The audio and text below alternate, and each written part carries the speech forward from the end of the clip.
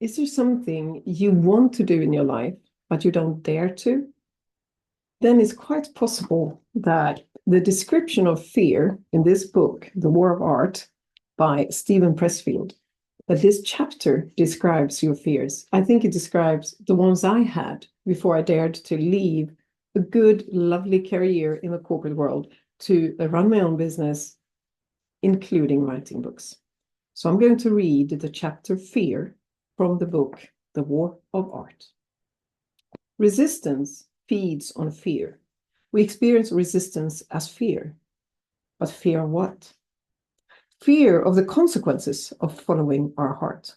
Fear of bankruptcy, fear of poverty, fear of insolvency, fear of groveling when we try to make it on our own, and of groveling when we give up and come crawling back to where we started. Fear of being selfish, of being rotten wives or disloyal husbands, fear of failing to support our families, of sacrificing their dreams for ours. Fear of betraying our race, our hood, our homies, fear of failure, fear of being ridiculous, fear of throwing away the education, the training, the preparation that those who we love have sacrificed so much for, that we ourselves have worked our butts off for. Fear of launching into the void of hurtling too far out there. Fear of passing some point of no return beyond which we cannot recant, cannot reverse, cannot rescind, but must live with this cooked up choice for the rest of our lives. Fear of madness, fear of insanity, fear of death. These are serious fears, but they're not the real fear. Not the master fear, the mother of all fears that's so close to us that even when we verbalize it, we don't believe it. Fear that we will succeed. That we can access the powers we secretly know we possess.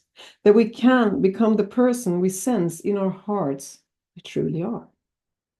This is the most terrifying prospect a human being can face, because it ejects him at one go, he imagines, from all the tribal inclusions his psyche is wired for and has been for 50 million years. We fear discovering that we are more than we think we are, more than our parents, children, teachers think we are. We fear that we actually possess the talent that our still small voice tells us. That we actually have the guts, the perseverance, the capacity. We fear that we truly can steer our ship, plant our flag, reach our promised land. We fear this because, if it's true, then we become estranged from all we know. We pass through a membrane, we become monsters and monstrous. We know that if we embrace our ideals, we must prove worthy of them. And that scares the hell out of us. What will become of us? We will lose our friends and family who will no longer recognize us. We will wind up alone in the cold void of starry space, with nothing and no one to hold on to. Of course, this is exactly what happens. But here's the trick.